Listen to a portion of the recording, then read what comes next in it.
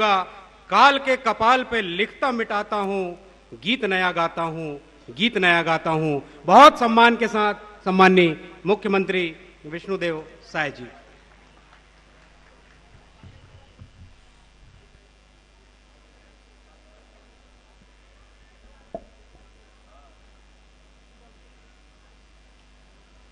बोलिए परम पूज्य बाबा गुरु घासीदास जी की, परम पूज्य बाबा गुरु घासीदास जी की, गिरोधपुरी धाम की, गिरोधपुरी धाम की, पवित्र जैत खाम की, भारत माता की, छत्तीसगढ़ महतारी की। आज पवित्र अमर टापू धाम में आयोजित पूज्य गुरु घासीदास बाबा के जयंती समारोह में हमारे बीच में मंच में विराजमान हमारे प्रदेश के यशस्वी उप मुख्यमंत्री और आप मन के जिला के लोरमी के लोकप्रिय विधायक आदरणीय श्री अरुण साव जी,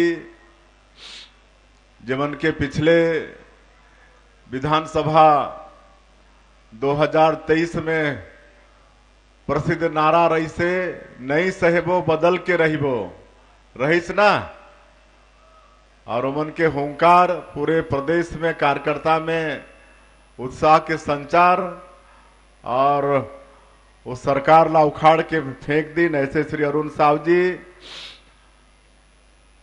हमारे सतनामी समाज के गौरव और प्रदेश के खाद्य मंत्री श्री दयालदास बघेल जी, आपन के ये क्षेत्र के लोकप्रिय विधायक श्री पुन्नूलाल मोहले जी, जमला हमन अपराजय वधा भी कर सकत हन, है कि नहीं। विधायक, सांसद, मंत्री लगातार कई बार चुनाव जीते ने खुद ओमन भी पता नहीं हुई, और मोला भी ओमन के साथ में विधायक सांसद के रूप में दोनों रूप में काम करे के मौका मिली से। 90 में पहली बार मैं विधायक बने रहा, उस समय भी ये विधायक रही नवविभाजित मध्य प्रदेश में।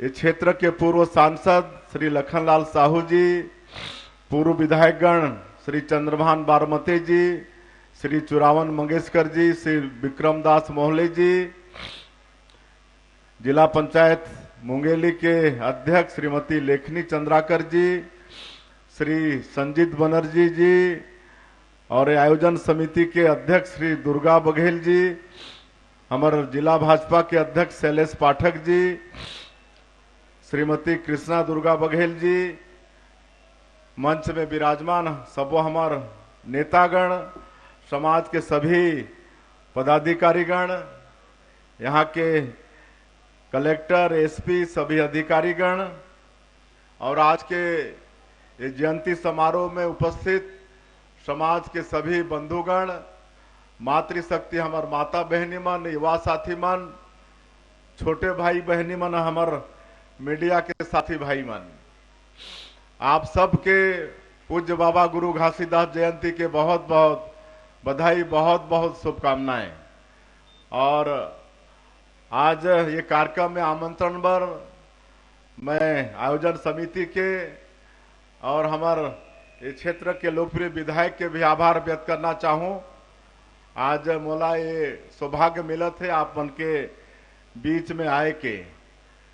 पिछले साल 18 दिसंबर के भी समय देहे रहें, लालपुर तक आयन भी, लेकिन लेट हो गए रहीस, और एक कारण से आपन के अमर टापू में नहीं आ पा रहा हूं। एक बार मैं आपन से क्षमा चाहत हूं।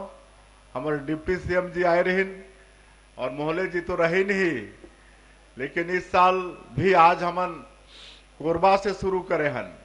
पहला गुरु घासीदास बाबा के जयंती समारोह कोरबा में अटेंड करें, उसके बाद लालपुर में, और आज भी हमला मालूम रही कि यहाँ देरी हो ही, लेकिन हमन के ये संकल्प से आज तो जाना ही है, भले हमन ला वापस बाय रोड जाना पड़े, लेकिन इदारी अमर टापू जाना ही है। तो आज आप मन के बीच में आके बहुत अच्छा लगिस।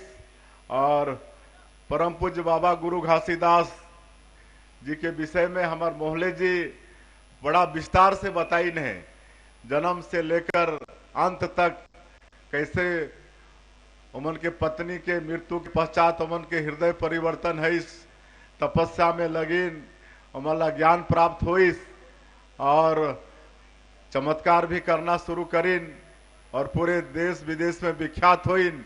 ये सब बात ला मोहले जी बताई नहीं। आप सबला भी मालूम है कि 18वीं सदी में जब बाबा के अवतरण हुई से धरती में, उस समय समाज में, देश दुनिया में भारी ऊंच नीच छुआछूत ये सब भेदभाव चलत रही से।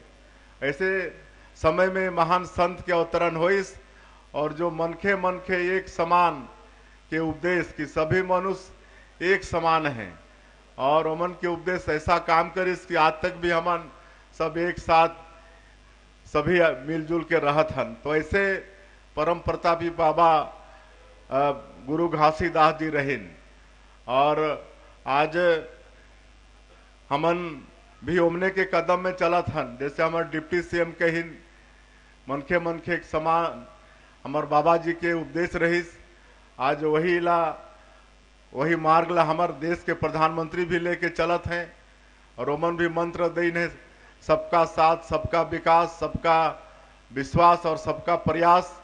आज तीसरा बार प्रधानमंत्री बनी नहीं तो आपने देखा था कि सब वर्ग के विकास देश में होते और हमन छत्तीसगढ़ में भी उमन के मार्ग में चलत हन, बाबा जी के बताए हुए मार्ग में चलत हन, हमार प्रधानमंत्री जी के मंत्र के पालन करते हुए हमन चलत हन। और यहाँ भी अभी 1 साल पूरा हुई 13 दिसंबर के, तो हमन जनादेश पर्व के रूप में हमन मनाएन प्रदेश में भी और जिला में भी। मैं आप मनला भी जनादेश पर्व के बधाई देत हूँ, आपन के आशीर्वाद मिलिस और 2023 के विधानसभा चुनाव में आपन जिता के हमन ला सरकार में बैठाओ। और 1 साल में मोदी के गारंटी जो हमार प्रधानमंत्री जी वादा करे रहीन छत्तीसगढ़ के 3 करोड़ जनता से, वो वादा ला पूरा करे के हमन प्रयास करत हन। आज प्रधानमंत्री आवास बनना शुरू होगी से 8.5 लाख से ज्यादा के स्वीकृति, जबकि 5 साल में 18 लाख गरीब मन प्रधानमंत्री आवास से वंचित हो गए रहीन। ग्रामीण क्षेत्र में एक ठन नया प्रधानमंत्री आवास नहीं बने रही और हमन 13 दिसंबर 2023 ला सरकार शपथ लईस और अगले ही दिन 14 दिसंबर 2023 ला पहला कैबिनेट बुला के 18 लाख प्रधानमंत्री आवास के स्वीकृति दे रहे हैं। आज किसान मन के वादा भी हमन पूरा करत हन।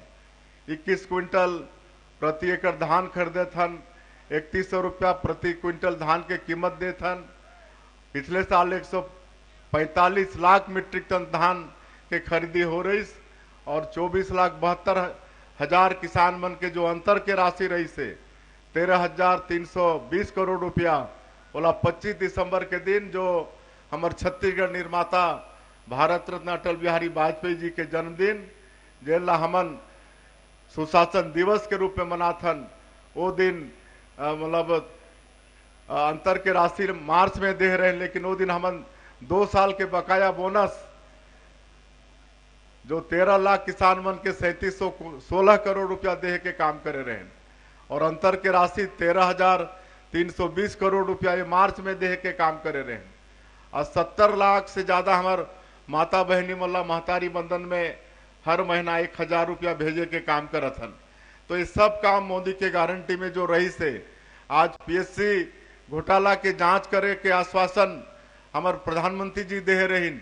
हमार छत्तीसगढ़ के युवा हमार बेटा बेटी मल्ला आज आप मल्ला बताते हुए गौरव होते कि सीबीआई पीएससी के भी जांच करत है और अभी उमन जो दोषीदार रहीन उमन दंडित भी करना प्रारंभ होगी से आज जेल जाना भी उमन के शुरुआत होगी से आज हमन आदिवासी भाई मन के तेंदु पत्ता के कीमत 4,000 से बढ़ा के 5,500 प्रति मानक बोरा, रामलला दर्शन योजना, ये सब हमारे मोदी के गारंटी में वादा रही से वो सब काम ला 1 साल के अंदर में पूरा करे के हमन प्रयास करे हन।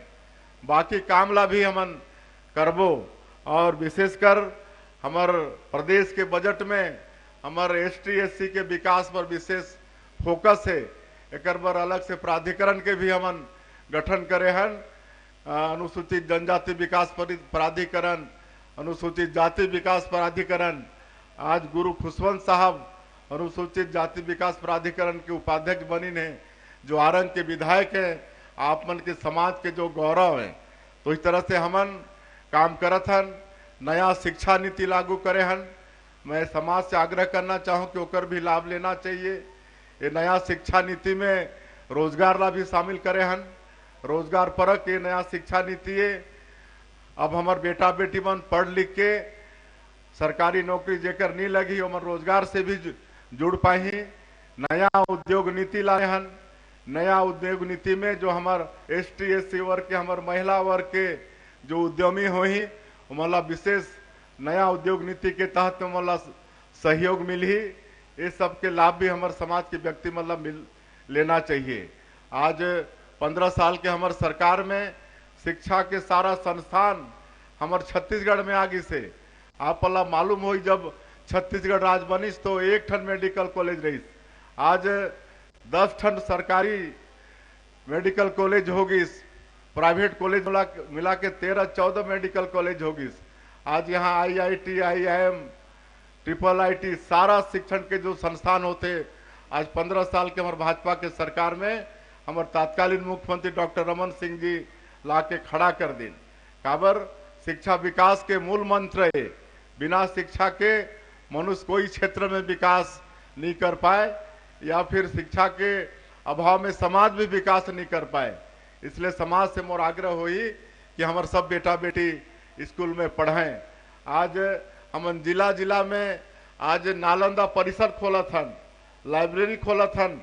हमारे जो SP कलेक्टर बनने वाला जो प्रतियोगी परीक्षा की तैयारी करते हैं उमन बर, आज दिल्ली में जो हॉस्टल है ओकर संख्या बढ़ा के हम 200 कर दे हन।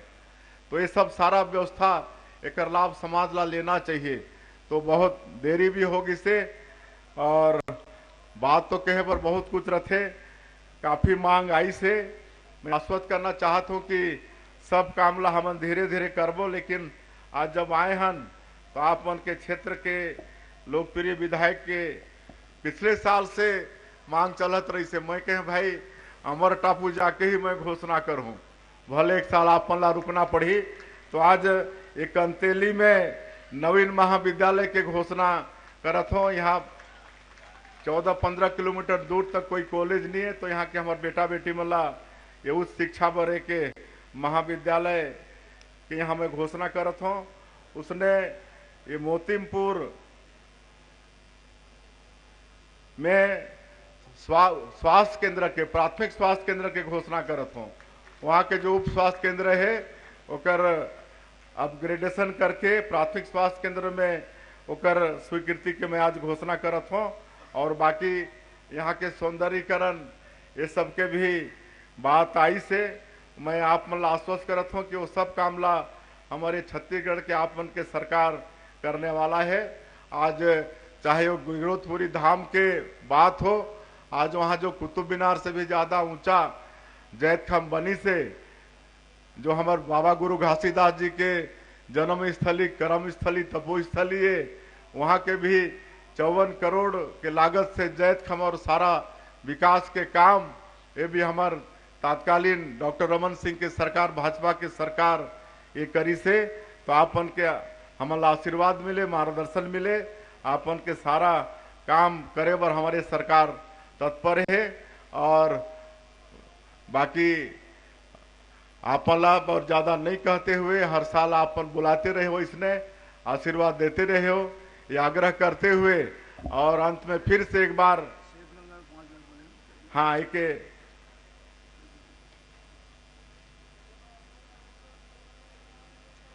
खेर शीत गंगा धाम भी है, वहां भी हर साल मेला लगथे। तो कर ले भी मांग आई से तो कर ले मैं 5 लाख रुपया के घोषणा करत हूं। और आप मतलब सबला पूज्य बाबा गुरु घासीदास जयंती के बहुत बहुत बधाई शुभकामना देते हुए और बाबा से प्रार्थना करते हुए कि उमन के आशीर्वाद हमेशा हमला मिलते रहे, छत्तीसगढ़ ला मिलते रहे, छत्तीसगढ़ में हमेशा खुशहाली हो, यही विश्वास के साथ मैं अपन बात के अंत करत हूं। बोले परम पूज्य बाबा गुरु घासीदास जी की, परम पूज्य बाबा गुरु घासीदास जी की जय सतनाम।